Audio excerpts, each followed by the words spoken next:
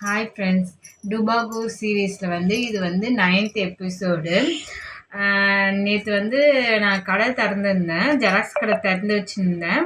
மதியானம் ஒரு 1:30 மணி இருக்கும். ஒரு ஸ்டேஞ்சான ஒருத்தர் வந்தார். பிரிண்ட் அவுட் எடுங்க அப்படின்னு சொன்னார்.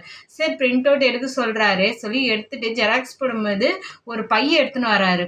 பையை எடுத்துன்னு வந்தோடனே மூத்துண்டு கத்தி ஒரு துப்பாக்கி எடுத்து மேலே வைக்கிறாரு. அப்புறம் ஒரு ஒயிட் கலர் துணியை வச்சு இது மாஸ்க் தைக்க முடியுமா கேட்குறாரு.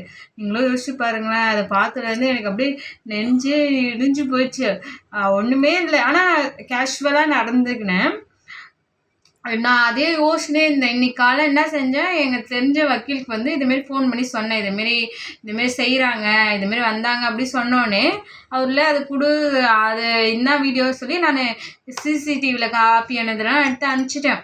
ஓகேவா? அவன் என்ன பிரிண்ட் எடுத்தால் பார்த்தா ஒரு ஸ்கிரிப்ட் மாரி இருந்துச்சு, கதை மாரி இருந்துச்சு. நாங்கள் என்ன நினச்சோம், குழந்தை என்ன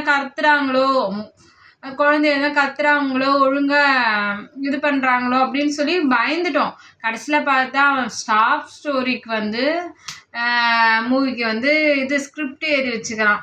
இது சட்டப்படி ஒரு கடையிலையோ எதுலேயும் போய் அந்த பொருளை எடுத்து ஷோ பண்ணக்கூடாது. இது சட்டப்படி. ஆனால் அதை அவன் ஷோ பண்ணி என்னை பயமுறுத்திக்கிறான். நான் நினச்சா அவன் மேலே கேஸ் கொடுக்கலாம், ஆனால் தேவையில்லாது. இது பாருங்க, யாராக இருந்தாலும் ஒரு பப்ளிக்கில் எப்படி நடந்துக்கணும்னு நான் பார்க்கணும். ஓகேவா? நான் என்ன நினச்சேன், எங்கள் மூத்தாருக்கு எனக்கு சண்டை இல்லை, அதாவது அவர் என்ன பிளான் பண்ணுறாரோ, இவங்க என்ன பிளான் பண்ணுறாங்களோ, அவங்க என்ன பிளான் பண்ணுறாங்க, ரொம்ப நேரம் யோசிச்சுன்னு இருந்தால் மண்டே பிச்சுக்கலாம் மாரி இருந்துச்சு. அப்புறமேட்டு நான் நினச்சேன், அவனா இதுக்கு சரிப்பட்டு வர மாட்டான் அப்படின்னு நினச்சிட்டேன் நான்.